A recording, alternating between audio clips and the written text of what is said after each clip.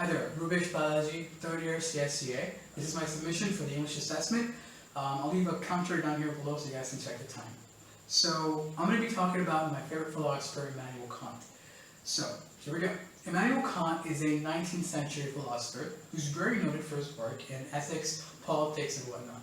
Today let's just talk about ethics. So ethics isn't pointing someone out or judging someone, rather it's taking an activity as a concept and trying to understand whether that concept is right or wrong. So ethics has basically two schools of thought.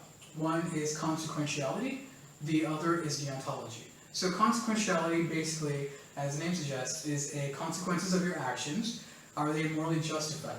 That's basically it. Deontology does not take any consequences into attention. Rather, it sort of says that morality is derived from rationality. So any moral obligation, moral thought that you have is derived from some rationality.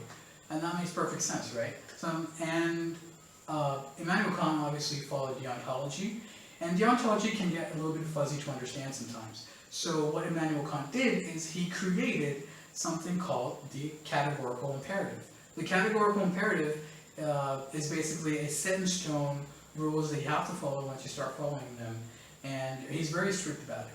So it's divided into, again, three schools of thought, right? So the first one is universality. So universality is basically, say you do a particular action, you should think whether it's okay if every single person in the world does the exact same thing. So say you're copying an exam, right, and you were sick, your entire family's sick. So to me, it's morally justified that you're copying an exam because you didn't have the time to study. But if everyone in the world does the exact same thing, and everyone copies on the exam, the world isn't going to improve, nothing's going to change, everything's going to go to worse.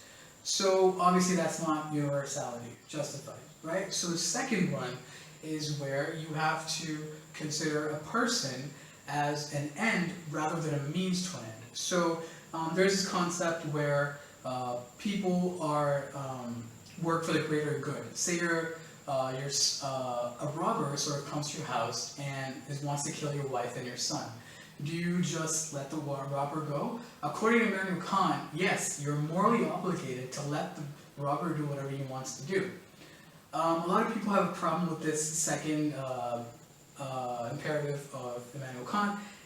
Again, Immanuel Kant always stood by it, and he just said, well, the person is morally justified, and rationally, he can close the door and call the cops, and that's completely fine.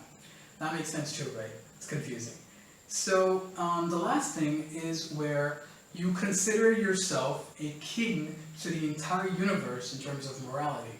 You have to make sure, you have to become moral police. You have to make sure that everyone follows moral values and are completely rationalized. So these are basically the three schools of thought of Immanuel Kant. Immanuel Kant is an extremely established person, and his achievements have been debated to this day and praised to this day. So he's one of my favorite philosophers, and this is my submission to the English assessment. Thank you very much.